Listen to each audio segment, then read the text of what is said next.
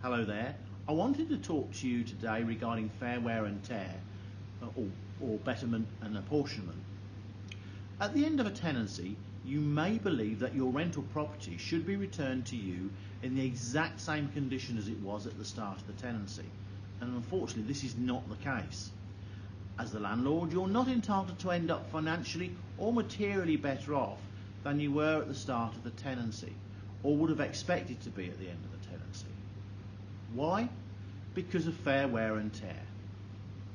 There aren't any definitive rules on what is meant by fair wear and tear.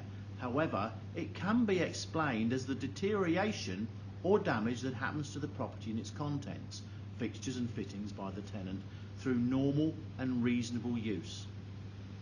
So when you assess fair wear and tear at the end of the tenancy, you must make allowances for the age, quality and condition of any item at the start of the tenancy, the average useful lifespan of the item in question, the reasonable expected usage of such an item, and the number and type of occupants in the property, and even the length of tenancy.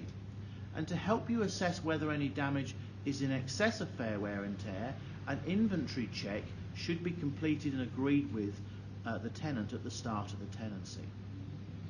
The inventory should document the condition of the items with photos to evidence this, which you can compare at checkout.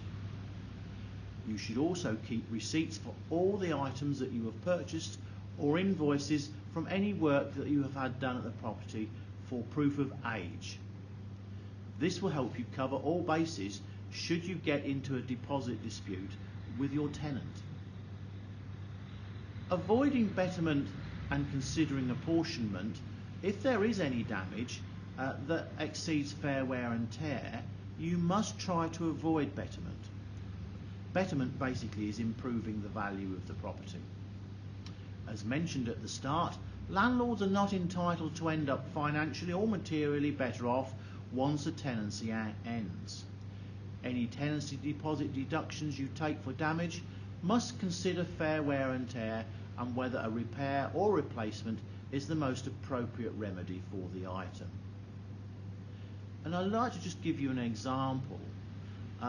If you have, for example, a stain on the carpet, in terms of a repair, if the cost to clean the carpet is £50, but you decide to have a new carpet, you can't lawfully charge the tenant for the full cost of a new carpet.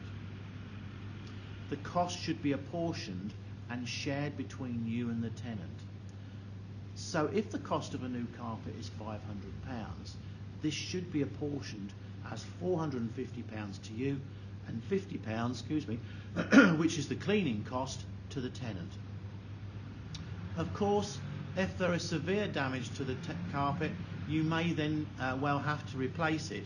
And if the damage to the carpet is so extensive and it affects the quality of the property and achievable rent, the most appropriate remedy will likely be to replace the carpet. However, charging the tenant the full replacement cost is unfair, so you must apportion the cost to the tenant.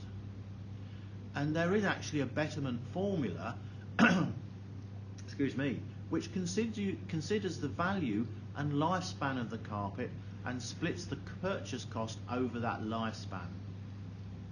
The same formula can be applied to other items in the property. For example, the replacement cost of a similar carpet is £500, age of the carpet is 2 years, and the expected lifespan of the carpet is 10 years. So what you do is you deduct sort of the number of years its lifespan against the number of years it's had, which is 8 years. The annual depreciation would then be £50 per year.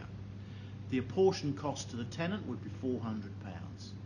So the expected lifespan of the carpet should reflect the conditions outlined under fair wear and tear, such as number and type of occupants, and you should keep evidence of the calculation with a copy of the original purchase invoice and an explanation how the expected lifespan of the asset was calculated. For example, manufacturer's guarantee. This is important in the event of a dispute with the tenant. So I hope that's been of use to you, If you do have any questions, then please do let me know. More than happy to help where I can, and look forward to speaking to you soon.